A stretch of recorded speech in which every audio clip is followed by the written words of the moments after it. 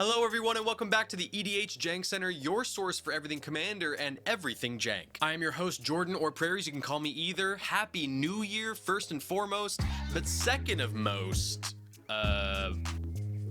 we got a banger of a video for you today. So in yet another poll I held on my Discord for my patrons selected 5 janky cards they'd like me to find homes for, and that's exactly what we're going to be doing today. So for all my new or returning viewers, this is a series I like to call the bulk pile, where we dive deep into that pile of bulk you've got hanging around and find some gems that we can fit into decks. It may not always be efficient or even good, but every card deserves a chance to shine. But let us not dilly-dally any longer, folks. Let's move on to our first card of the day, which is Coalition Flag. 1 white mana enchantment aura from Apocalypse. Enchant creature you control. Enchanted creature is a flag bearer. While an opponent is choosing targets as part of casting a spell they control or activating an ability they control, that player must choose at least 1 flag bearer on the battlefield if able. So this is interesting. I'd never seen this card before, but it basically acts as like a lightning rod of sorts. Put very simply, you enchant a creature you control with this, and every spell that your opponents cast with a single target will target the creature that's enchanted with Coalition Flag. And the same goes for activated abilities with single targets. So pretty niche effect here, but never fear, I found the perfect home for this guy. It's Heliod Suncrown. Heliod Suncrown is 2 and a white legendary enchantment creature god from Theros Beyond Death. It's indestructible as long as your devotion to white is less than 5. Heliod isn't a creature. Whenever you gain life, put a +1/+1 counter on target creature or enchantment you control, and you can pay 1 and a white. Another target creature gains lifelink until end of turn, and he's a 5/5. Pretty simple tech here, guys. If we have an indestructible lightning rod, then it's not going to get destroyed when it gets targeted by single target abilities, specifically removal. Are you running mono white and have a ton of pieces in your deck that aren't Heliod that you want to have stay on the battlefield? Enchant Heliod with Coalition Flag,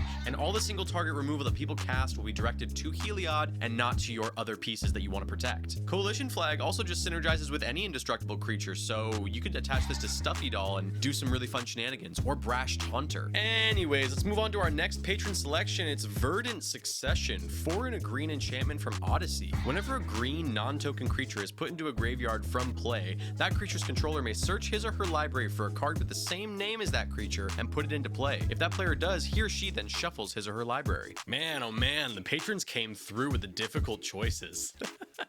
That was a fake laugh because I figured it out. So basically, Verdant Succession is near impossible to use in the Commander format. Basically, in every Commander deck, besides basic lands, no cards can have the same name as each other. Unless, of course, you're running something like Persistent Petitioners or Shadowborn Apostles, but there are no such things like that in green. So we had to get really specific and dig deep, but we found something that's actually pretty cool. Okay, so the home I found for this card is God Eternal Ronas, 3 green legendary creature zombie god from War of the Spark. It has Death Touch. When God Eternal Ronas enters the battlefield, double the power of each other creature you control until end of turn. Those creatures gain vigilance until end of turn. When God Eternal Ronas dies or is put into exile from the battlefield, you may put it into its owner's library, 3rd from the top, and it's a 5/5. Alright, so follow me here. We're going to be playing around with the stack. So, Ronas dying on your turn creates 2 triggers that you can stack. 1 from God Eternal Ronas and 1 from Verdant Succession. You can order them since you're the active player so that Ronas goes into the graveyard first, then from its ability it will be put into your library 3rd from the top, leaving us with just the Verdant Succession trigger, which we can then go and search our library for a card with the same name as the creature that just died, God Eternal Ronas. We will then bring God Eternal Ronas back out onto the battlefield as per Verdant Succession, but then when it enters the battlefield, God Eternal Ronas will trigger and double the power of all of our creatures. And that's a pretty sweet synergy if I do say so myself. Alright, bring it on, you fools. What's next? Oh, it's Blood Funnel. 1 and a black enchantment from Ravnica City of Guilds. Non-creature spells you play cost 2 less to play. Whenever you play a non-creature spell, counter that spell unless you sacrifice a creature. This is a pretty slapping ability. That 2 mana cost reduction on all of our non-creature spells is choice, dude. But we have that one drawback where we have to sacrifice a creature, otherwise our spells that are reduced are countered. So we're gonna need sacrifice fodder, and a lot of it. While there are lots of dope Orzhov commanders that do make tokens like Shadric Silverquill, shout out to Slim Shaddy, that's my boy right there, I chose Thalis Reverent Medium, 3 white black legendary creature human cleric from Commander Legends. At the beginning of each end step, create X 1/1 white spirit creature tokens with flying, where X is the number of tokens you created this turn, and she's a 3/4. Pretty simple tech here, guys. Thalis?